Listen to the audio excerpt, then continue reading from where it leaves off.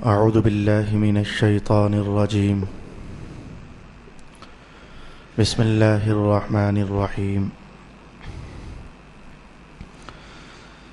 إذ أوى الفتية إلى الكهف فقالوا ربنا آتنا من لدنك رحمة وهيئ لنا من أمرنا رشدا فضربنا على آذانهم في الكهف سنين عددا ثم بعثناهم لنعلم أي الحزبين أحصى لما لبثوا أمدا. صدق الله مولانا العظيم. الصلاة والسلام عليك يا سيدي يا رسول الله. الصلاة والسلام عليك يا سيدي يا حبيب الله.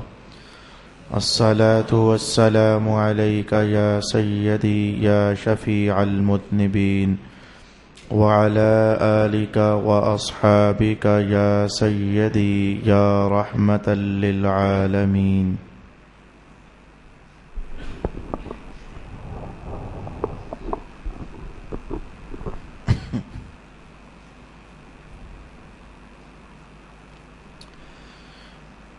قابل عزت مقام دوستوں اور بزرگوں اور بھائیوں، گزشتہ نشست میں ہم نے اصحاب کہف کے متعلق ایک آیت کے اندر یہ عنوان پایا کہ وہ اپنا ایمان بچانے کے لیے ایک غار میں جا پہنچے تو اللہ تعالیٰ نے ان کی مدد فرمائی، اور ان کی مدد کی تصویر یہ تھی کہ ان پر نیند مسلط کر دی گئی.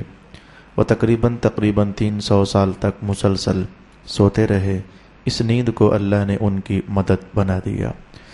اس حصہ قرآن سے توجہ اس بات کی طرف چلی گئی تھی کہ قرآن حکیم میں کچھ ایسے مقامات تلاش کیے جائیں کہ اللہ تعالیٰ جب مدد کرنے کا ارادہ فرماتا ہے تو کیسے کیسے مدد فرما دیتا ہے. تو ہم نے یہ چیز دیکھی، 18 مختلف آیات ہم نے سماعت کی تھیں، جس میں حاصل معنی یہ ٹھہرا تھا کہ کبھی اللہ تعالیٰ مکڑی سے مدد کروا دیتا ہے، کبھی اللہ تعالیٰ کبوتری سے مدد کروا دیتا ہے، کبھی اللہ تعالیٰ چھوٹے چھوٹے کنکروں سے مدد کروا دیتا ہے، کبھی اللہ تعالیٰ نیک لوگوں کے وسیلے سے مدد کروا دیتا ہے. لگ بھگ 18 انداز اللہ تعالیٰ کی مدد کے میں نے آپ لوگوں کی خدمت میں بیان کیے تھے. پھر خیال اس بات کی طرف چلا گیا کہ یہ تو ہے کہ اللہ تعالیٰ مدد کیسے کیسے کر دیتا ہے، یا یوں کہیے کہ کیسے کیسے کرتا رہا، اور آئندہ بھی مختلف لوگوں کی مدد اللہ تعالیٰ کرنا خوب جانتا ہے. تو میں نے گزشتہ نشست میں آپ سے وعدہ کیا تھا کہ اب میں یہ بھی بیان کروں گا کہ اگر اللہ کی مدد لینی ہو تو ہمیں کیا کرنا چاہیے. اور یہ عنوان ہم میں سے ہر ایک مسلمان کا ہے. ہر مسلمان کسی نہ کسی آزمائش میں مبتلا ہے، ہر مسلمان کسی نہ کسی تکلیف میں مبتلا ہے. کسی کو کاروبار کی تکلیف ہے، وہ اس میں گھرا ہوا ہے. کسی کو بچوں کی پریشانی نے مارا ہوا ہے. کوئی اپنے ماحول سے اور ارد گرد کے حالات سے پریشان ہوتا ہے. کوئی شخص اپنے والدین کے ہاتھوں بعض اوقات یہ بھی دیکھا گیا کہ پریشان ہوتا ہے. کوئی شخص اپنے دوستوں کے فتنے میں مبتلا ہے. الغرض کوئی بندہ اپنے دل کے فتنوں میں، خود ساختہ فتنے دل کے بھی ہوتے ہیں، نوجوانوں کو اس بات کا پتہ ہے. تو کوئی شخص اپنے دل کے خود ساختہ فتنوں میں مبتلا ہے. الغرض ہر شخص کو اللہ تعالیٰ نے کسی نہ کسی آزمائش میں جکڑا ہوا ہے. تو آئیے آج ہم یہ بات سیکھنا چاہیں گے کہ اللہ تعالیٰ کی مدد اگر ہم حاصل کرنا چاہیں تو ہمیں کیا کچھ کرنا چاہیے تاکہ اللہ تعالیٰ کی مدد ہمارے ساتھ شامل حال ہو جائے. جاننا چاہیے بندہ جس مصیبت میں الجھا ہوتا ہے اس مصیبت کا ٹل جانا اس کے لیے مدد کہلاتا ہے. اگر کوئی شخص رزق کے ہاتھوں پریشان ہے، رزق اس کا تنگ ہے، تو جان جائیے اگر اس کا رزق کھل جائے تو سمجھو یہی اس کی مدد ہے. اگر کوئی شخص اس پریشانی میں ہے کہ 10 سال 20 سال ہو گئے اور ابھی تک اللہ نے انہیں اولاد عطا نہیں فرمائی تو اولاد کا مل جانا ان کے لیے مدد ہے. اگر کوئی شخص ایسا ہے کہ ابھی تک اس کے لیے رات گزارنے کے لیے ایک چھوٹی سی چھت بھی نہیں ہے، یعنی اس کا اپنا گھر نہیں ہے، تو مسلسل اسی ٹینشن میں ایک مکان سے دوسرے مکان میں، دوسرے مکان سے تیسرے مکان میں وہ بیچارہ کرایوں پر کرائے بھرتا بھرتا مائگریشن کرتا کرتا تو ابھی تک وہ پریشان ہے. تو اسے گھر کا مل جانا یہ اس کی مدد ہے۔ اگر کوئی شخص بیمار ہے اور مسلسل کئی زمانوں سے بیمار ہے تو اس کی بیماری کی شفا مل جانا اس کے لیے مدد ہے۔ میں اس بات کو اپنی دنیا سے نکال کر تھوڑا سا اور آگے بھی لے جانا چاہوں گا۔ قبر میں جا پہنچے تو کسی شخص کو اللہ کے عذاب نے پکڑ لیا تو میں کہوں گا کہ اللہ کے عذاب سے جان چھوٹ جائے، یہ اس کے لیے ادھر مدد ہے۔ اگر کوئی شخص میدان محشر میں جا پہنچا اور آج بھی وہ اللہ کے غضب کا شکار ہے تو میں کہوں گا کہ آج کوئی آئے اور اسے بچا لے جائے اور اللہ کے غضب سے اسے چھڑا لے تو یہ ادھر اس کی مدد ہے۔ الغرض ہر بندہ جس پریشانی میں مبتلا ہے اس کی اسی پریشانی کا ٹل جانا اس کے حق میں مدد کہلاتا ہے۔ ایک تو مجھے یہ وضاحت آپ کی خدمت میں کرنی تھی تاکہ آپ یہ سمجھ جاؤ کہ مدد کوئی ایک صورت، کوئی ایک تصویر، کوئی ایک جہت، کوئی ایک زاویہ نہیں رکھتی ہے، مختلف انداز کی مدد ہمیں درکار ہوتی ہے۔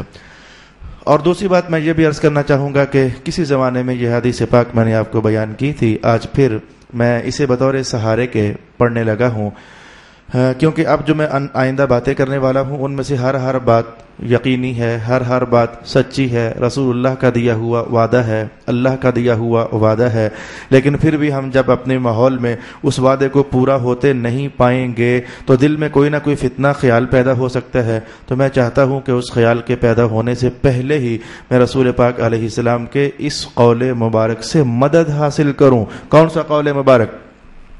رسول پاک علیہ السلام ارشاد فرماتے ہیں کہ کچھ لوگ ایسے ہوتے ہیں جب وہ اللہ کی حضور دعا کرتے ہیں تو اللہ تعالی حضرت جبریل امین کو حکم ارشاد فرماتا ہے کہ اے جبریل، جو کچھ یہ مانگ رہا ہے اسے فوراً دے دے اور فارغ کر دے۔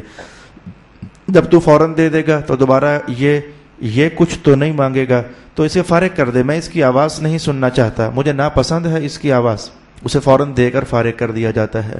کچھ لوگ ایسے ہوتے ہیں، رسول پاک علیہ السلام نے فرمایا کہ جب وہ مانگتے ہیں تو اللہ تعالیٰ خود حکم ارشاد فرماتا ہے کہ جبریل ابھی نہیں دینا، ذرا روک لے، یہ جب مانگتا ہے روتا ہے مجھے بڑا اچھا لگتا ہے، تو میں چاہتا ہوں کہ ذرا اور مانگے، یہ ذرا اور مانگے، یہ ذرا اور مانگے۔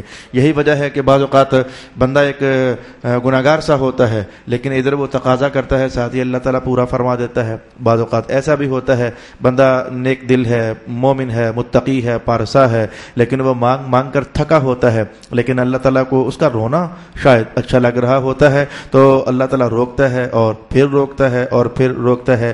یہ حدیث پاک ذرا ذہن میں رکھیے گا تاکہ آپ کے شکستہ دل کا علاج ہو جائے کہ آپ جب گھر جا کر آج وہ باتیں اپنے عمل میں لاؤ جو آج میں آپ کو سکھاؤں تو پھر بھی آپ کی مدد نازل نہ ہو جائے تو آپ کہیں یہ نہ کہہ بیٹھو اے اللہ پاک تو نے تو وعدہ کیا تھا یوں کرو گے تو میں مدد کر دوں گا، یوں کرو گے تو میں مدد کر دوں گا، ہم نے تو ویسے پھر کیا تھا تو میرے مولا مدد اتری کیوں نہیں ہے؟ تو فوراً حضور کا یہ قول مبارک آپ کو دلاسا دے گا، ہو سکتا ہے جو تیرا کام رکا ہوا ہے، تیرا رونا اللہ کو اچھا لگ رہا تھا اس لیے رکا ہوا ہے، تو یہ قول مبارک اس موقع پر ہمارے لیے علاج کا فائدہ فراہم کرے گا۔ تو آئیے، میں نے آپ کو اللہ کی مدد کے 18 انداز بتائے تھے اور میں اللہ کی مدد حاصل کرنے کے 77 سے زیادہ اسباب ہیں، ان میں سے آج کی نشست میں میں تقریباً 15 بیان کرنے کا ارادہ رکھتا ہوں کہ اللہ تعالیٰ کی مدد حاصل کیسے کی جا سکتی ہے۔ میں ساتھ ساتھ جو بات قرآن سے ملی ہوگی میں وہاں آیت تلاوت کر دوں گا، جو بات حدیث شریف سے ملی ہوگی میں وہاں حدیث شریف تلاوت کر دوں گا۔ تو آئیے ہر بندہ تلاش کرے کہ اس کا مدعا کہاں چھپا ہوا ہے۔ تو بات نمبر 1، اللہ تعالیٰ نے ارشاد فرمایا ہے جب تمہیں کسی شے کی مدد درکار ہو، پریشانی تمہارا گھیراؤ کر لے تو ایک کام تو یہ کرنا کہ نماز ادا کرنے لگ جانا۔ نماز ادا کرنا ایک ایسا عمل ہے کہ تمہارا کوئی سا بھی رکا ہوا کام ہے اللہ نماز کی برکت سے پورا فرما دے گا۔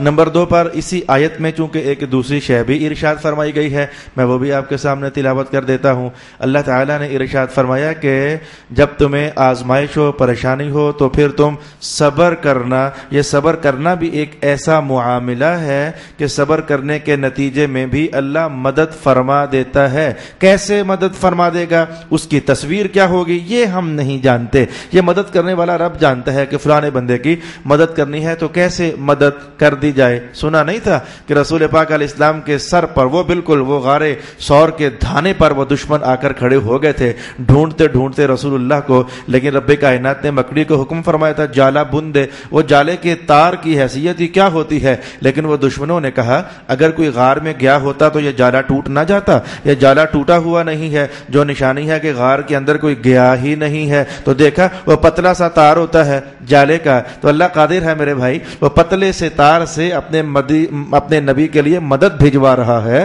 تو سمجھیے پھر اللہ قادر ہے, وہ جیسے چاہے گا کوئی نہ کوئی ایسا سبب قائم کر دے گا کہ ہمارا کام باہر کیف ہو ہی جائے گا. تو ارشاد گرامی ہوا, دو باتیں ہوئیں, ایک ہے نماز قائم کرنا اور ایک ہے صبر اور استقامت کے ساتھ حالات کے ساتھ چلتے چلتے چلتے رہنا. اللہ تعالیٰ نے ان دونوں باتوں کو اس حصے میں ارشاد کیا, یا ایھا الذین آمنوا استعینوا بالصبر والصلاۃ ان اللہ مع الصابرین. اے ایمان والو, مدد حاصل کرنا صبر کے ساتھ اور نماز کے ساتھ, بے شک اللہ تعالیٰ صبر کرنے والوں کے ساتھ ہے. آئے ویسے دن کو میں اس عنوان پر سوچتا رہا.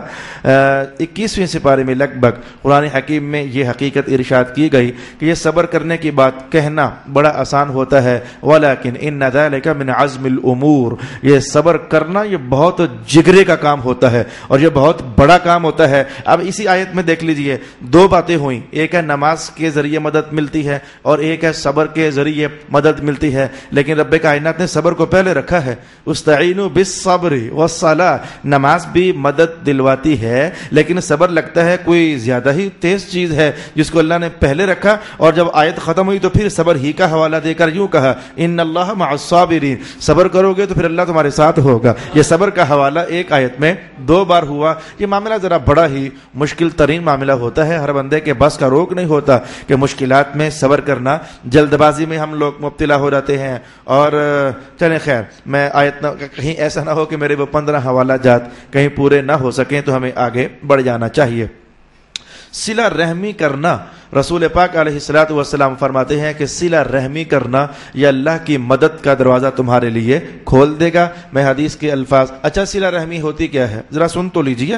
صلہ رحمی لفظ اتنا معروف ہے اور اتنا مشہور ہے, ہمیں جاننا تو چاہیے کہ صلہ رحمی ہوتی کیا ہے. بھائی اگر تمہارا کوئی بھائی ہے تو بھائی کے ساتھ محبت اور پیار اور سلوک سے رہنا. اگر تمہاری کوئی بہن بھی ہے تو بہن کے ساتھ لڑنا نہیں بلکہ محبت اور پیار اور سلوک سے رہنا. اگر تمہارا کوئی چچا ہے, تایا ہے, تو اس کے ساتھ بھی محبت پیار سے رہنا. اگر تمہارے والدین زندہ ہیں تو ان کے ساتھ بھی پیار اور محبت سے رہنا. اگر تمہاری خالہ موجود ہے یا خالہ ذات بھائی ہیں, پھپھی ذات بھائی ہیں, چچا ذات بھائی ہیں, یعنی جن کا تمہارے ساتھ خون کا رشتہ بنتا ہے, تو ان جو تمہارے رشتے میں وہ لوگ موجود ہیں تو ان کے ساتھ صلہ رحمی یا ان کے ساتھ محبت اور پیار سے رہنا. اوکھے سوکھے ویلے ان کی مدد کو آ پہنچنا, یہ معنی ہوتا ہے صلہ رحمی کا. میں نے بہت تفصیل کے ساتھ صلہ رحمی کا معنی بیان کر دیا. بھائی بھائی سے لڑا ہے, سمجھو صلہ رحمی باقی نہیں رہی, ختم ہو گئی. بچے والدین سے ناراض ہیں, والدین بچوں سے ناراض ہیں, سمجھو کہ صلہ رحمی ختم ہو چکی ہے جس کو بجا لانے کا ہمیں حکم ارشاد کیا گیا تھا. اب آئیے صلہ رحمی کیا ہے میں نے بتا دیا. تو رسول پاک علیہ الصلوۃ والسلام نے ارشاد فرمایا من سرہ ان یزید اللہ فی عمرہ ورزقہ فلیصل رحمہ او کما قال رسول اللہ صلی اللہ علیہ وآلہ وسلم. رسول پاک علیہ الصلوۃ والسلام نے ارشاد فرمایا جس بندے کو یہ بات اچھی لگے کہ اللہ اس کی عمر میں بھی برکت ڈال دے اور اللہ اس کے رزق میں بھی برکت ڈال دے. میں پہلے بیان کر چکا, مدد کی کوئی ایک تصویر نہیں ہوتی, مدد کئی صورتوں میں ہمیں درکار ہوتی ہے. تو رزق بھی ان میں سے ایک معاملہ ہے. دور حاضر میں پاکستان میں تو خاص کر کے وہ روٹی کے لالے پڑے ہوئے ہیں ہر 5ویں بندے کو اور ہر 6ٹھے بندے کو. تو سمجھنا کوئی دشوار نہیں ہے کہ یہ رزق مل جائے, یہ بھی اللہ کی بہت بڑی مدد ہوتی ہے. تو حضور پاک علیہ السلام نے فرمایا اگر صلہ رحمی کرو گے تو سمجھو کہ اللہ تمہاری عمر میں بھی برکت ڈال دے گا اور اللہ تمہارے رزق میں بھی برکت ڈال دے گا. 3 باتیں مکمل ہوئیں. آئیے چوتھی بات کی طرف ہم بڑھتے ہیں. یہ وضو کرنا, یہ اس کو تو میرے حضور نے کسی عجب ہی انداز میں ارشاد فرمایا ہے. آپ جانتے ہیں کہ اسلحہ کو ہم اپنے ماحول میں کہتے ہیں یہ ہمارا ہتھیار ہے, یہ تلوار ہمارا ہتھیار ہے. یہ ہتھیار ہوتا کیا ہے لفظ؟ بھائی یہ ہوتا ہے ہاتھ یار، ہاتھ اور یار سے مل کر بنا ہے. ہاتھ کا معنی ہاتھ ہو گیا، یار کا معنی مددگار ہوتا ہے. تو اسلحہ ہمارے ماحول میں اسے ہم ہتھیار کہتے ہیں، یعنی ہاتھ کے لیے مددگار. تو آئیے رسول اللہ علیہ السلام نے کسی ایک جہت میں نہیں بلکہ مطلقاً یہ جملہ ارشاد فرما دیا، الوضوء صلاح المؤمن. مومن بندہ اگر وضو میں رہے نا تو سمجھو اس نے اپنا اسلحہ پہن لیا ہے. اب اس کے ہتھیار اس کے ساتھ ساتھ ہیں، اللہ تعالیٰ اس کی بہت ساری مدد فرمائے گا. یہ اس حدیث پاک کی نشست میں خود موجود تھا جب میرے استاد گرامی حضرت علامہ سید ریاض حسین شاہ صاحب دامت برکاتہم القدسیہ ہمیں یہ بات ارشاد فرما رہے تھے. اسی حدیث پاک کی تشریح کرتے ہوئے فرمانے لگے، ایک بار میں ہالینڈ کی ایک یونیورسٹی میں گیا تو وہاں ایک فلسفہ کا اسٹوڈنٹ تھا. تو وہ مجھ سے کہنے لگا کہ مسٹر میں آپ سے کچھ سوالات پوچھنا چاہتا ہوں. بھائی یہ حضرت پیر صاحب مولانا یہ تو ہم لوگ بولتے ہیں، ان کے ہاں تو مسٹر ہی ہوتا ہے. تو مسٹر میں آپ سے کچھ فلسفے کے سوالات پوچھنا چاہتا ہوں. تو شاہ صاحب فرمانے لگے، اب میں نے کہا یار یہ فلسفہ پڑھنے والا ہے، پتہ نہیں کیا پوچھے گا. میں نے کہا اچھا چند منٹ ٹھہر میں آتا ہوں تو پھر آپ مجھ سے پوچھ لینا. فرماتے میں باتھ روم میں گیا اور وضو بنایا تاکہ حضور نے فرمایا جو ہے کہ یہ اسلحہ ہے مومن کے لیے، میں اپنا اسلحہ تو تیار کر لوں اور پھر اس کے ساتھ مقابلہ ہو جائے گا. میں وضو کر کے باہر نکلا، میری داڑھی سے قطرے ٹپک رہے تھے تو میں آ کر بیٹھا اور کہا کہ ہاں بھائی بولو آپ کیا پوچھنا چاہتے ہو. تو جو اس نے جو میرا یہ حلیہ دیکھا تو وہ صاف صاف کہنے لگا مسٹر میں تو کچھ بھی نہیں پوچھنا چاہتا. تو اس نے میرا یہ حلیہ دیکھ کر ہی اپنے سوالات سمیٹ لیے اور کہتا میں تو آپ سے کچھ بھی پوچھنا نہیں چاہتا ہوں. تو شاہ صاحب فرمانے لگے کہ میں نے اس حدیث پاک کو اپنی عملی زندگی میں اپلائی کر کے دیکھا ہے اور واقعتاً یہ وضو کرنا جو ہے یہ مومن بندے کا اسلحہ ہوتا ہے اور ہتھیار ہوتا ہے. کئی موقعوں پر یہ اس کی مدد کر دیتا ہے. 4 چیزیں میں نے آپ کی خدمت میں بیان کر دی. جیسے کہ یہ میرے عنوان میں یہاں موجود نہیں تھا، میں نے کہا 77 سے زیادہ اسباب، لیکن حدیث پاک ایک میرے ذہن میں پہنچی ہے تو میں بیان کر دوں. رسول پاک علیہ السلام فرماتے ہیں کہ جو بندہ اپنی زندگی اور شخصیت سنت کے مطابق بنا لیتا ہے، بھائی مثلاً اس کا لباس سنت کے مطابق یعنی ڈھیلا ڈھالا، یہ پینٹ کو میں حرام نہ بھی کہوں لیکن سنت شریفہ وہ ڈھیلا ڈھالا لباس ہے جس میں وجود کے اعضاء نظر آتے محسوس نہ ہوں. تو لباس اس کا سنت کے مطابق، اس نے داڑھی مبارک سنت کے مطابق رکھی، پھر اس کا دل ہوا تو اس نے سر پر امامہ بھی سجا لیا. تو یہ سنت کے بھیس میں رہنا، رسول پاک علیہ السلام نے اس کے عنوان پر ایک بار یہ بات ارشاد فرمائی تھی کہ جو بندہ سنت کے بھیس میں ہوتا ہے تو یہ فاسق طبقہ، گناہگار طبقہ، تو ان پر 3 طرح کے اثرات ہوتے ہیں. ایک اثر یہ ہوتا ہے کہ سنت والے بندے کو دیکھ کر وہ فاسق بندوں کے دلوں پر اللہ تعالیٰ سنت کا روب ڈال دیتا ہے. یہ جیسے سنت شریفہ کا روب ڈل جانا فاسقوں پر، ایسے ہی وضو کے بارے میں بھی رسول پاک علیہ السلام فرماتے ہیں یہ مومن بندے کا اسلحہ ہے. اور کچھ نہ ہو تو کم از کم شیطان کے خلاف تو مدد ہے ہی ہے.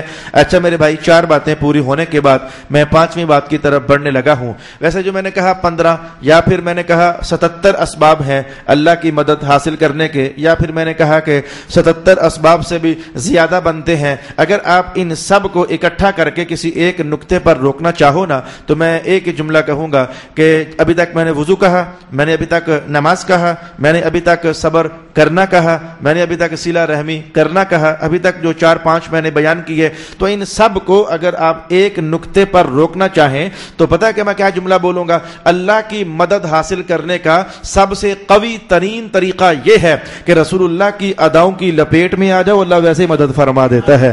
یہ نماز حضور کی ادا ہے. بھائی میں ایک بار ذرا دہرا دوں، نماز پڑھنا حضور کی ادا ہے، صبر کرنا حضور کی بہت بڑی ادا ہے. اچھا میں وضو میں رہنا میرے آقا حضور رحمت عالم کی بہت دلکش ادا ہے. صلہ رحمی کرنا رسول اللہ علیہ السلام کی ادا ہے. آئندہ اور بھی جتنی باتیں آئیں گی ان سب کو ہم اس ایک نقطے پر اگر روکنا چاہیں تو بالیقین ہم روک سکتے ہیں. بھئی مثلا میں بات نمبر 5 آپ کے سامنے کہنے والا ہوں.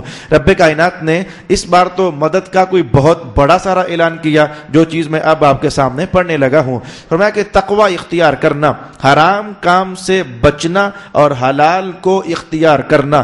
2 لفظوں میں میں نے بڑا مختصر مختصر کر کے تعریف آپ کی خدمت میں بیان کر دی. جو حرام ہے اور تقریباً ہم مسلمان لوگ جانتے ہی ہوتے ہیں کہ حرام کیا کیا کیا کیا ہے, اور ہم مسلمان لوگ تقریباً جانتے ہی ہوتے ہیں کہ حلال کیا کیا کیا کیا ہے. تو رب کائنات نے ارشاد فرمایا وَلَوْ أَنَّ أَهْلَ الْقُرَىٰ آمَنُوا وَاتَّقَوْا لَفَتَحْنَا عَلَيْهِمْ بَرَكَاتٍ مِّنَ السَّمَاءِ وَالْأَرْضِ.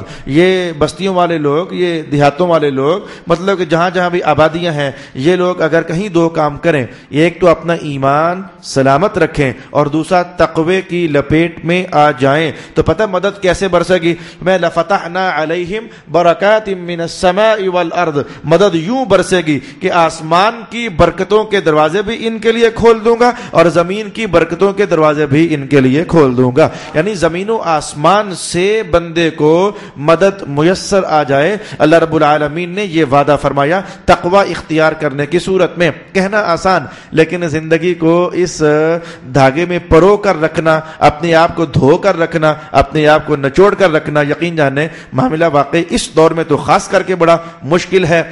پنجابی میں ایک, ہم پنجاب لاہور کے رہنے والے, ایک دور میں ایک بندے نے کہا جی بہت سارے سکول ہو گئے ہیں. ہم جب کسی شے کی کثرت بیان کرنا چاہتے ہیں تو پنجابی کے اندر ایک جملہ بولتے ہیں. تو اس نے ایک جملہ بولا کہ لاہور بہت سارے سکول بن گئے ہیں. اس نے جملہ پتہ کیا بولا, کہنے لگا یار ہوں تے سکولاں دا یہ حال ہو گیا, اٹ چکو تو سکول نظر آندا ہے. اس نے پنجابی کے اندر یہ جملہ بولا کہ اینٹ اٹھاؤ تو نیچے سے سکول نظر آئے. یہ کثرت بیان کرنے کے لیے ہم یہ جملہ, یہ محاورہ استعمال کرتے ہیں. تو میں آج اس کو اس موقع پر استعمال کرنے لگا ہوں کہ آج کے دور میں تقوی کے لباس میں رہنا اتنا مشکل ہے, کیونکہ آج گناہوں کا حال یہ ہے, اٹ چکو تو گناہ نظر آتا ہے, اٹ اٹھاؤ تو نیچے سے گناہ نظر آتا ہے. بندے بندے میں گناہ, بات بات میں گناہ, بول بول میں گناہ, اور قول قول میں گناہ, نظر نظر میں گناہ, کردار کردار میں گناہ, تنہائیوں میں گناہ, جلوتوں میں گناہ, خلوتوں میں گناہ, گھروں کے اندر گناہ, بند کمروں میں گناہ, بازاروں میں نکل آؤ تو گناہ. کون سی جگہ ایسی پاؤ گے جہاں گناہ کا رش نظر نہ آئے, اٹ چکو وٹا چکو تو نیچے سے گناہ نظر آتا ہے. تو اس ماحول میں اگر کوئی شخص اپنے آپ کو تقوی کا پابند بنا لیتا ہے تو پھر یقیناً اعلان ایسا ہی ہونا چاہیے, وہ تقوی میں آنے والے دیکھ اللہ کہہ رہا ہے آسمان کی برکتوں کے دروازے بھی تجھ پر کھول دیے جائیں گے اور زمین کی برکتوں کے دروازے بھی تمہارے لیے کھول دیے جائیں گے. 5ویں نمبر پر میں آپ سے کہنا چاہوں گا قرآن حکیم کی تلاوت. یہ اتنا اچھا مشغلہ ہے, اتنی اچھی مصروفیت ہے اور اتنا عمدہ سبب ہے. میں اس کے حدیث کا ترجمہ یوں آپ کے سامنے کہنا چاہوں گا. قال رسول اللہ صلی اللہ علیہ وسلم من شغلہ القرآن. یہاں سے حضور نے کلام کا آغاز کیا. فرمایا کہ جو بندہ قرآن پڑھے تو اتنا پڑھے اور اتنا پڑھے اور اتنا پڑھے کہ وہ قرآن میں مصروف ہو جائے. ایسے لوگ ہیں, اگرچہ ایسے لوگ بوڑھی عورتوں کی صورت میں زیادہ ہیں, وہ گھروں میں ہوتی ہیں الحمدللہ. کئی مائیں ایسی ہیں, کئی دادیاں ایسی ہیں, گھروں میں کئی خواتین بزرگ ایسی ہیں جو خود کہتی ہیں جی مولانا ہم تو 2-2 ہزار بار درود و سلام پڑھتی ہیں, 6-6 سپارے ہماری منزل ہے, نمازیں پڑھتی ہیں, عہد نامہ پڑھتی ہیں, درود لکھی پڑھتی ہیں, وہ پتہ نہیں کیا کیا کیا گنوا دیتی ہیں. نوجوانوں کو یہ ہمت کہاں اور بوڑھے مردوں کو بھی یہ توفیق کہاں. اگر اللہ توفیق ساتھ شامل حال فرما دے تو ایسا ممکن ہو جائے. تو میں نے کہا قرآن حکیم کے ساتھ اپنی مصروفیت کو جوڑ لینا. حضور فرماتے ہیں کہ ایسا بندہ جسے قرآن نے اتنا مشغول کر دیا کہ یہ اللہ سے مانگنے کا وقت بھی نہیں پاتا, تو اب ہوگا یہ کہ باقی وہ لوگ جنہوں نے ہاتھ اٹھا کر مانگا تو اللہ نے انہیں جتنا دیا, تو جو قرآن میں مشغول ہو گیا اس نے نہیں بھی مانگا تو اللہ اس ایک کو ان سب مانگے ہوئے سے بڑھ کر عطا فرمانے والا ہے. یہ قرآن حکیم سے اپنی اٹیچمنٹ مضبوط کرنے کے حوالے سے میں نے کہا کہ قرآن ایک زبردست مدد کا ذریعہ ہے. میں 7 نمبر پر کہنا چاہوں گا میرے مسلمان بھائیوں, میں ہولے سے کہہ دوں آپ کو, وہ ہر جگہ پیسے ہی نہ ڈھونڈا کرو, ہر جگہ پیسے ہی نہ ڈھونڈا کرو. یہ پیسہ سب کچھ نہیں ہوتا ہے, یہ میری بات مان لو. یہ ناقص علم ناقص رائے والے اس فقیر بندے کی بات مان لو, یہ سب کچھ پیسہ نہیں ہوتا. کچھ بندے ایسے ہوتے ہیں کہ جن سے دعا کمائی جاتی ہے, یقین جانو. کچھ بندے ایسے ہوتے ہیں جن سے دعا کمائی جاتی ہے, کچھ بندے ایسے ہوتے ہیں جن کی نظر کمائی جاتی ہے, کچھ بندے ایسے ہوتے ہیں جن کے دل کی چاہت اور محبت کمائی جاتی ہے, اور وہ بہت بڑی کمائی ہوتی ہے. اور میں حدیث کے الفاظ کہنے لگا ہوں اور اللہ کی مدد حاصل کرنے کا 7واں طریقہ آپ کو بیان کرنے لگا ہوں. رسول پاک علیہ الصلوۃ والسلام ارشاد فرماتے ہیں دو مومن بھائی ہوں، دو مسلمان بھائی، جیسے کہ ہم آپس میں ہم میں سے ہر دو آپس میں مسلمان بھائی ہیں، تو حضور نے فرمایا کہ اگر ایک دوسرے کو کوئی کام کہے نا، یار جی میرا کام تو کر سکتا ہے تو کر دے، اور وہ کرنے کے لیے تیار ہو جائے۔ ایک مسلمان دوسرے مسلمان بھائی سے کہے یار یہ میرا کام پھنسا ہوا ہے تو کر دے، اور وہ کرنے کے لیے تیار ہو جائے، تو میں نے پہلے نہیں کہا تھا ہر مسلمان کہیں نہ کہیں تو پھنسا ہی ہوا ہے، ہر مسلمان کہیں نہ کہیں تو آزمائش میں ہے ہی ہے، خواہ اندرون خانہ ہے، خواہ بیرون خانہ ہے، خواہ خفیہ ہے، خواہ ظاہر ہے، تو اب ہر مسلمان کہیں نہ کہیں پھنسا ہوا تو ہے نا۔ حدیث کے الفاظ میں اب پورے کرنے لگا ہوں، تو میں کہ ایک مسلمان دوسرے سے کہے میرا یہ کام کر دے، اس نے کہا ابھی کر دیتا ہوں بھائی، تو وہ اس کے کام میں لگ گیا، تو حضور نے فرمایا کہ جو اس کے اپنے کام رکے ہوئے تھے اللہ فرماتا ہے تیرے کام سارے میں کر دیتا ہوں۔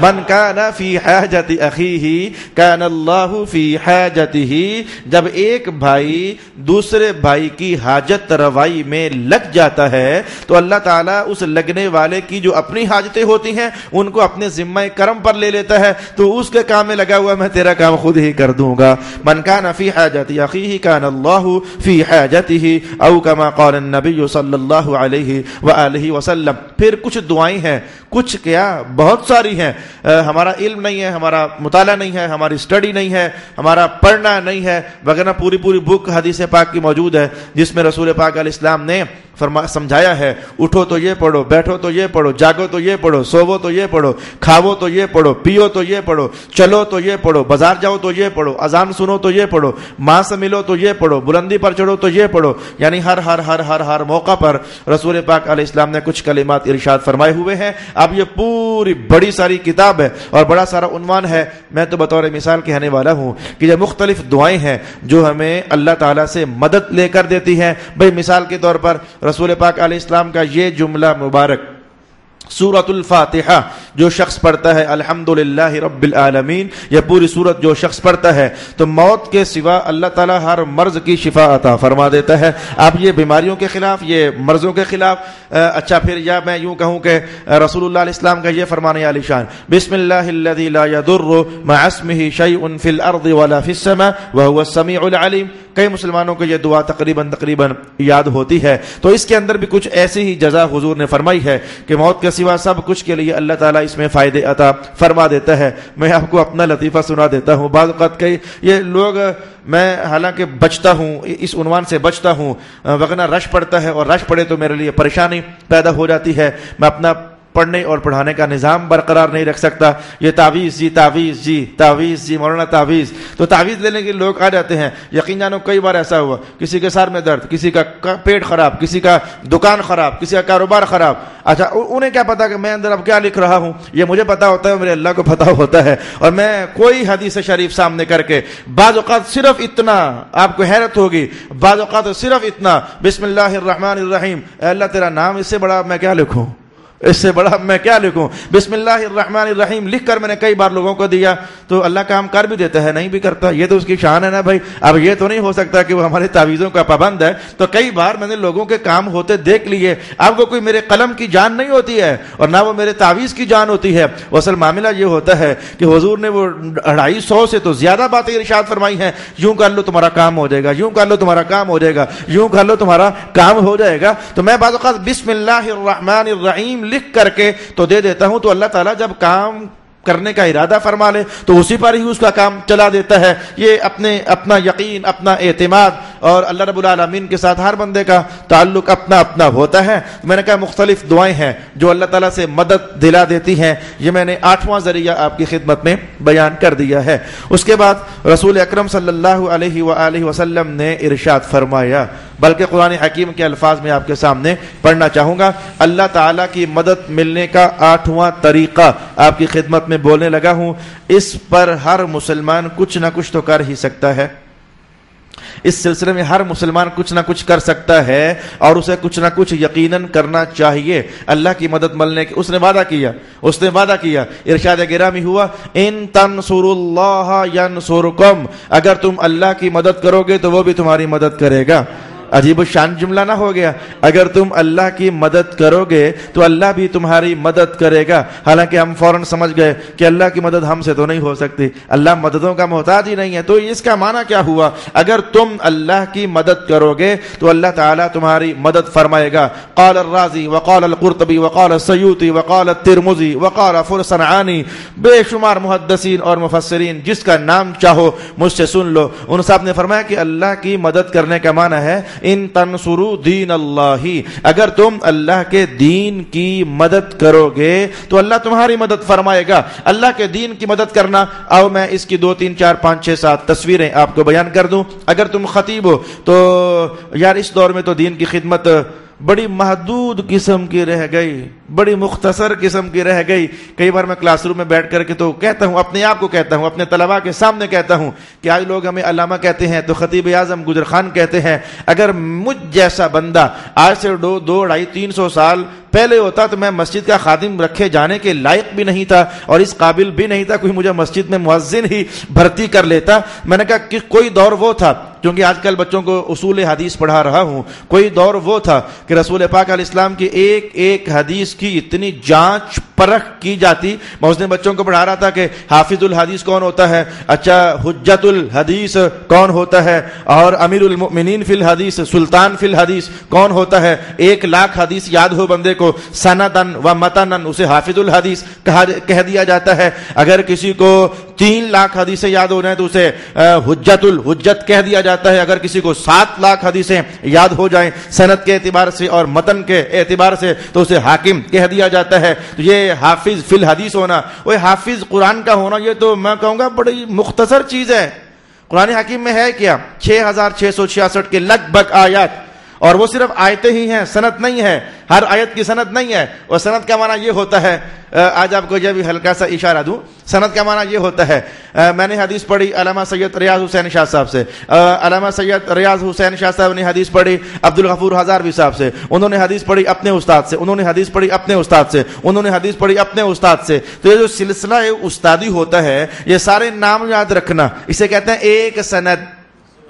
مثلا میں نے حدیث انما الاعمال بالنیات آپ کو سنائی, تو میں یہ بیان کروں میں نے حدیث فلانے شیخ سے, انہوں نے فلانے شیخ سے, انہوں نے فلانے شیخ سے, انہوں نے فلانے شیخ سے. حدیث میں لفظ 4 ہیں لیکن شیخوں کے نام وہ 80 بنے ہوتے ہیں بعض اوقات, ہم سے لے کر اوپر تک, یا پھر 5 یا پھر 10 یا پھر 8 یا پھر 7. تو متن بھی یاد کرنا اور پھر اس کی سند بھی یاد کرنا. اور صرف اتنا ہی نہیں, میں آپ کو ہلکی سی تصویر آج بتانے لگا ہوں, صرف اتنا ہی نہیں, سند کے اندر اگر 10 بندے آئے ہیں تو ان 10 کی پوری زندگی کو سامنے رکھنا اور پھر پرکھنا کہ ان میں متقی کون تھا, تام الضبط کون تھا, عادل کون تھا, ضبط صدر کسے حاصل تھا, ضبط کتاب کسے حاصل تھا, کس کا قول, کس کا کون سی حدیث معلل ہے, کون سی حدیث شاذ ہے, یہ کس حدیث کو معلل یا شاذ ہونے کے بعد پھر اس کو تقویت بکثرت اسناد حاصل ہو گئی ہے یا یہ کثرت اسناد اسے حاصل نہیں ہوئی ہے. ایک ایک حدیث کا عنوان یاد کرنے کے لیے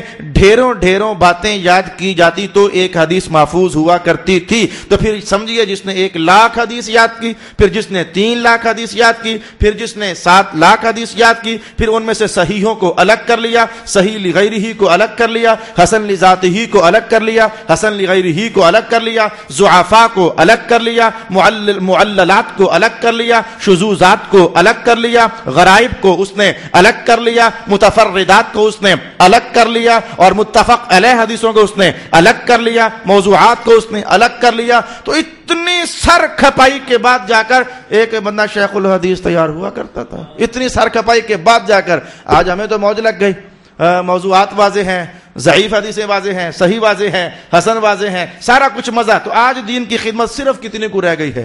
کسی دور میں یہ اتنے پاپڑ بیلنے کے بعد پھر ایک حدیث یوں نہیں تھا کہ جیسے آج ہمارے ہاں وہ 70,000 حدیث ایک ہی استاد ایک چھت نیچے پڑھائے گا جیسے ہمارے ہاں چلتا ہے, ایسے نہیں تھا. 10 حدیثیں دمشق پڑھی ہوئی ہیں, 20 حدیثیں لاہور پڑھی ہوئی ہیں, 40 حدیثیں بغداد پڑھی ہوئی ہیں. اور میں نے یہ بھی حدیث پڑھی, ایک صحابی ایک حدیث کی خاطر مدینۃ الرسول سے دمشق تک کا سفر طے کرتے ہیں اور جاتے ہی کہتے ہیں بھائی میں تیرے پاس اس لیے آیا ہوں, میں نے سنا ہے کہ تو حضور کی ایک حدیث بیان کرتا ہے, وہ ایک حدیث سننے کے لیے میں صرف آیا ہوں. تو اس دور میں دین پاک کی خدمت اس قدر طوی ہیکل ہوا کرتی تھی، آئے تو چپ کر کے حدیث تلاوت کرو، متن پڑھ کر سنا دو، بس یہی دین کی خدمت رہ گئی، اس سے زیادہ تو میں نہیں کرتا نا آپ کے سامنے، کیا کرتا ہوں میں، اس کے سوا تو کچھ نہیں کرتا۔ حدیث پڑھ لی، ترجمہ سنا دیا، 2-4 لفظ بول دیے، لو اس کا نام پڑا ہوا ہے دین کی خدمت۔ تو آؤ میں آپ کو بتاؤں، آج اللہ کی مدد ذرا جلدی کمائی جا سکتی ہے۔ اگر ہم ہوتے اس دور میں تو اللہ کے دین کی خدمت بھی بڑا وسیع تر معاملہ تھا، تو وہ خدمت ہوتی تو پھر مدد اترتی نا۔ تو آج کے دور میں تو دین کی خدمت بڑا آسان ہو گیا، قرآن کی آیت یاد کر لی، کسی کو سکھا دی، ترجمہ سکھا دیا، کوئی حدیث کسی کو سکھا دی، کوئی مسئلہ کسی کو سکھا دیا، یہ سب دین کی خدمت ہے۔ اور نہیں سکھا سکتے تو اپنے بچے کو انگلی کے ساتھ لگا کر مسجد ہی لے جاؤ، یہ بھی دین کی خدمت ہے۔ اپنے اوس پڑوس والوں کو اٹھا کر کے تو اللہ کے گھر کا راستہ ہی بتا دو، یہ بھی دین کی خدمت ہے۔ اگر یہ بھی نہیں کر سکتے تو کسی کو، مثلا آپ میں سے کئی بھائی ایسے ہیں وہ درس قرآن میں آئے تو کسی کو دعوت دے دی، آج یار درس قرآن سننے چلتے ہیں، تو یہ بھی دین پاک کی خدمت ہے۔ آج تو دین پاک کی خدمت بڑے مختصر درجوں میں رہ گئی۔ تو آئیے پھر جس کو جو ہمت ہے، بول کر، دیکھ کر، کسی کو دعوت دے کر، خود آ کر، کسی کو انگلی کے ساتھ لگا کر مسجد پہنچانے کے لیے، تو سب کے لیے اعلان تو ہے، ان تنصروا اللہ ینصرکم، اگر دین کی خدمت کرو گے یعنی اللہ کی مدد کرو گے تو اللہ رب العالمین بھی وعدہ فرماتا ہے کہ وہ بھی تمہاری مدد فرمائے گا۔ نہ چاہتے ہوئے کچھ وقت میرا اس عنوان پر زیادہ لگ گیا، آئیے میں ایک اور بات بتاؤں، اور سب سے نچلے درجے میں آ کر بتاؤں گا۔ اللہ کی کوئی سی مخلوق مل جائے، اللہ کی کوئی سی مخلوق مل جائے، وہ انسان تو انسان ہے، مسلمان تو بہت بڑی چیز ہے، پھر والدین، رشتہ دار، یہ تو بہت بڑی چیز ہے، کوئی ادنا ترین مخلوق بھی اللہ کے مل جائے تو اس کے ساتھ شفقت کا سلوک کرنا، اللہ تعالیٰ اس پر مدد میں بطور مدد جنت عطا فرماتا ہے۔ اور بخاری کی حدیث کے الفاظ میں جلدی سے کہہ دوں، حضور رحمت عالم کا قول مبارک، چونکہ یہ حدیث پہلے کئی بار سن چکے ہوں، میں اشاروں میں بھاگنے والا ہوں۔ ایک مسافر سفر طے کر رہا تھا، پیاس لگی، کنویں پر پہنچا، پانی نکالا، پیا، جب جانے لگا تو کتے کا بچہ دیکھا مونڈیر کے اس پار، اس نے خیال کیا اسے بھی پیاس لگی ہوگی، پھر اس نے پانی نکالا، کتے کے بچے کو پلا دیا، چلا گیا، کتے کے بچے کو پانی پلایا، اللہ کی مخلوقات میں سے کتے کے بچے کو پانی پلایا۔ قال رسول اللہ فبہذا دخل الجنہ، اسی وجہ سے اللہ نے اسے جنت میں داخل فرما دیا۔ تو میں نے کہا اللہ کی مخلوق پر شفقت سے پیش آنا، وجہ کیا ہے؟ قال النبی صلی اللہ علیہ وسلم الخلق عیال اللہ، جیسے تمہارا ایک کنبہ ہوتا ہے، 2-4 بندوں پر مشتمل پریوار ہوتا ہے، تو حضور نے فرمایا کہ یہ ساری مخلوق اللہ کا کنبہ ہے، تو جس کا کنبہ ہو، کنبے کے فردوں سے پیار کرو تو سربراہ ویسے تم سے پیار کرتا ہے، تو اللہ کے کنبے سے پیار کرو، اللہ رب العالمین تمہاری مدد فرمائے گا۔ اور اگر اللہ کے کنبے سے کوئی گڑبڑ کی تو گڑبڑ بھی ویسے ہی نازل ہوتی ہے۔ مثلا میں اسی درجے میں رہ کر ایک دوسری حدیث بتاتا ہوں۔ حضور رحمت عالم ارشاد فرماتے ہیں کہ ابن ماجہ میں یہ حدیث پڑھی جا سکتی ہے کہ ایک عورت صرف اس لیے دوزخ میں داخل ہو گئی، صرف اس لیے، ایک عورت صرف اس لیے دوزخ میں داخل ہو گئی کہ اس کی ہاں ایک بلی تھی، آج وہ بلی کو کھولنا بھول گئی تو بلی باہر نکل کر چوہے شوہے نہ کھا سکی اور مر گئی، تو حضور نے فرمایا بلی کو اس نے کھولا نہیں تھا، صرف اسی وجہ سے وہ دوزخ میں داخل ہو گئی۔ یہ حدیث شریف کے الفاظ آپ نے بھی کئی جگہوں پر مطالعہ یقیناً کیے ہوئے ہوں گے۔ او کما قال رسول اللہ صلی اللہ علیہ وسلم۔ اب میں 2-3 باتیں مزید، 15 کا فگر پورا میں کرنا چاہتا ہوں، اب میں ذرا تیز بول لوں گا۔ 15 اسباب کم از کم سمجھ جائیے اللہ کی مدد کے حاصل ہونے کے لیے۔ دعا کرنا اپنے لیے یا اوروں کے لیے، دعا کرنا اللہ کی مدد کا اتنا بڑا ذریعہ ہے کہ رسول اللہ علیہ السلام فرمایا کرتے تھے یہ تقدیر جب برستی ہے پھر دعائیاں بھی کام نہیں آتی، پھر علاج بھی کام نہیں ہوتے، پھر یہ تعویذ گنڈے بھی کام نہیں کرتے، ایسے موقع بنتے ہیں ہمارے اوپر۔ تو دعا ایک ایسی شے ہے کہ دعا اللہ کی تقدیر کا بھی رخ پھیر دیتی ہے۔ او کما قال النبی صلی اللہ علیہ وآلہ وسلم۔ میں 12ویں چیز کہنا چاہوں گا، صدقہ کرنا، اللہ کے دربار میں صدقہ پیش کرنا۔ حضور پاک علیہ السلام نے ارشاد کیا الصدقۃ ترد البلاء، صدقہ تو بڑی بڑی مصیبتوں کو بھی ٹال دیتا ہے۔ میں 13ویں نمبر پر اب بہت ہی مختصر کر دیتا ہوں، 13ویں نمبر پر کہنا چاہوں گا سورہ ملک پڑھنا۔ ہر رات سورت ملک پڑھنا، مغرب سے لے کر فجر تک رات بھر میں کہیں نہ کہیں سورت ملک پڑھ لینا۔ حضور فرماتے ہیں اس کی مدد قبر میں ظاہر ہوگی۔ حضور کیا ہوگا؟ فرمایا جیسے مرغی اپنے بچوں کو پر پھیلا کر چھپا لیتی ہے نا، اگر اللہ کا عذاب تمہاری طرف بڑھا تو سورت ملک مرغی کی طرح تمہیں اپنے پروں کے نیچے چھپا لے گی۔ او کما قال علیہ الصلوۃ والسلام، سورت الکہف پڑھنا ہر جمعۃ المبارک کو، ویسے چل تو سورت کہف ہی رہی ہے، ہر جمعہ کو سورت الکہف پڑھنا، یا پھر 15ویں چیز آیت الکرسی پڑھنا۔ بندہ رات کو سونے سے پہلے آیت الکرسی پڑھ لے تو باقاعدہ اللہ بطور مدد ایک فرشتہ مسلط کر دیتا ہے جو صبح تک اس بندے کی حفاظت فرماتا ہے اور گھر کی چوکیداری کرتا ہے۔ یہ حدیث پاک کے اندر الفاظ آئے اور 15 پوری ہو گئے، لیکن جس عنوان نے ہمیں دبایا ہوا ہے نا، اس کی وجہ سے 16ویں بات بھی کہہ کر چلا جاتا ہوں۔ جس عنوان نے ہمیں، یہ روٹی نے مار دیا ہمیں، مہنگائی نے مار دیا، ستیہ ناش کر دیا مسلمانوں کا، پاکستان میں حالات قابو سے باہر ہو گئے۔ وہ ایک دن مجھے ایک اچھا خاصا سرمایہ دار بندہ مجھ سے ملا اور کہنے لگا اور بس یہ گزارے میں چل رہے ہیں۔ میں نے کہا یار اگر تیرا گزارا ہے تو باقی تو پھر بھوکے ہی مر رہے ہوں گے۔ وہ اربوں پتی بندہ، لیکن کہنے لگا بس جی وہ دیوانی کلاس کے لوگ ہیں، گزارا چل رہا ہے۔ میں نے کہا سبحان اللہ۔ تو یہ مہنگائی نے حالات یہاں تک پہنچا دیے۔ اور رزق کی وسعت کے لیے میں جاتے جاتے ایک مدد آپ کو بتا دوں، رسول پاک علیہ السلام ارشاد فرماتے ہیں علموا نساءکم سورۃ الواقعہ، اپنی خواتین کو کہو کہ وہ گھروں میں سورۃ واقعہ کی تلاوت کیا کریں، وہ سورۃ واقعہ پڑھیں گی نا اللہ ان کے بندوں کا رزق کشادہ فرما دے گا۔ او کما قال رسول اللہ صلی اللہ علیہ وآلہ وسلم، میں نے اللہ کی مدد حاصل کرنے کے کم از کم جلدی سے 16 اسباب معروف آپ کی خدمت میں بیان کر دیے۔ اللہ تعالیٰ میرا اور آپ کا حامی و ناصر۔ وآخر دعوانا ان الحمد للہ رب العالمین۔ 17 جون بروز جمعۃ المبارک یعنی کل بعد از نماز مغرب جامع مسجد غوثیہ مہریہ، وہ جس کو آج کل آپ کہتے ہو فیصل مسجد، وہ گجر خان میں ایک ہی اس طرح کی، جس کو آپ فیصل مسجد کہتے ہو،